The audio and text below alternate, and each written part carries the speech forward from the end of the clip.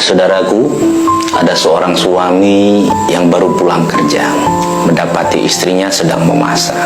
Sang suami merindukan sang istri tercinta. Kemudian suami itu membelai rambutnya, dan dengan sangat bahagia mereka pergi ke meja makan. Senang sekali saat itu. Tapi tiba-tiba ponselnya istrinya berdering. Sebuah WhatsApp datang dari seorang teman yang mengucapkan selamat malam kepada istrinya. Suaminya melihat WhatsApp tersebut, kemudian ada rasa kesal gitu, tanpa mengetahui siapa orang itu yang memberikan pesan WhatsApp kepada istrinya. Kemudian dengan menggerutu wajahnya, dia meninggalkan meja makan dan pergi ke kamar tidur dengan begitu membawa kekesalan di dalam tidurnya. Tanpa makan malam, sontak sang istri menatap suaminya dan berpikir, ya Allah, dia tidak benar, juga tidak ingin tahu siapa orang itu. Dia marah dengan WhatsApp yang sederhana. Aku akan merayunya. Dia bukan anak kecil dan tahu apa yang dia lakukan, kata istrinya. Jadi dia tetap di meja makan seorang istri itu untuk menyelesaikan makan malam. Dan kemudian setelah makan malam, sang istri tersebut pergi untuk tidur di kamar tidurnya. Kemudian pasangan tersebut tidur saling membelakangi.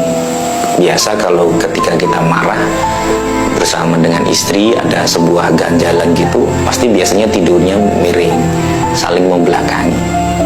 Dan pada tengah malam, wanita itu mulai berkeringat dingin karena demam dan tidak dapat berbicara.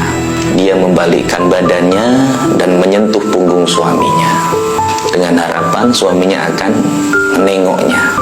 Si suami yang pada saat itu merasa sangat kesal gitu, dan dia merasa bahwa situ ada yang megang punggungnya. Dia tahu bahwa itu adalah istrinya.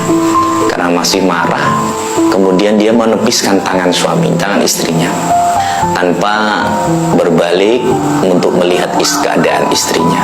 Istri yang nafasnya sudah sangat pendek akhirnya meninggal dunia karena serangan jantung waktu itu. Karena si suami yang merasa egonya itu tinggi karena dia masih marah, di pagi hari suaminya bangun sambil minum kopi dan melihat bahwa istrinya masih di tempat tidur waktu itu.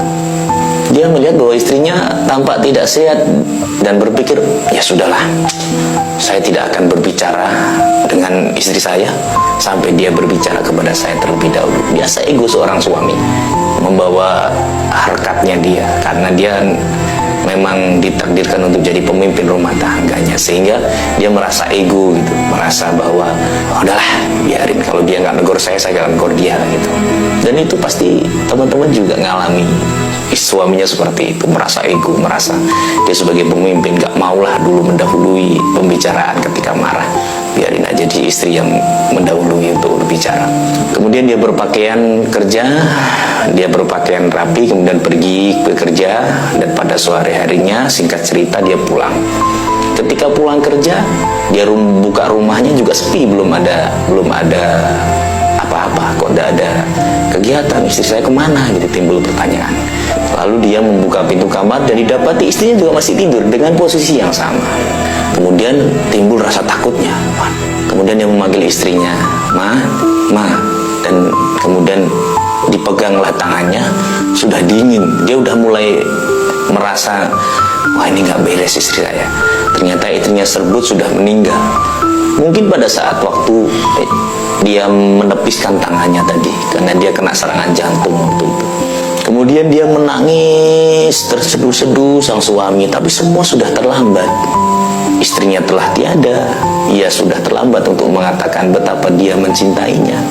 Dan kemudian pesannya apa? Saudaraku, ketika mempunyai masalah dengan istri, masalah itu selesaikan sebelum tidur.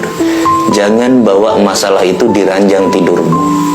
Jangan bawa masalah itu di ranjang tidurmu, sehingga ketika hal seperti ini terjadi, penyesalan tidak akan terulang kembali.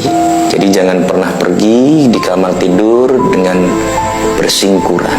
Rasulullah SAW bersabda, ketika seorang suami dan istri marah-marahan, maka sang malaikat rahmat tidak mendekatinya di waktu ketika dia bersama-sama. Padahal ketika bersama-sama itu ciuman menjadi sebuah ibadah, senyuman jadi ibadah, obrolan yang indah menjadi ibadah, kita memeluk istri itu juga ibadah, tidur bersama merasa nyaman itu ibadah. Maka kita tidak pernah mengetahui hari esok apa yang akan terjadi. Jagalah baik-baik istri Anda, jagalah baik-baik cinta Anda, cintailah pasangan Anda, jangan tunggu besok. Setelah dengan melihat VT ini, rubahlah sedikit tentang perasaan Anda kepada istri Anda. Jangan sampai menyesal seperti cerita yang saya sampaikan tadi, menyesal tiada guna, mengulangi tidak mungkin lagi. Maka yang diperlakukan dan yang diperbuat sekarang adalah kembali untuk mencintai istri seperti pertama kita bertemu, memajanya, memujanya, memberikan kata-kata manis sedikit, walaupun sedikit tapi itu bermakna dalam rumah tangga. Semoga keluarga kita sakinah mawaddah warahmah. Jangan lupa share dan follow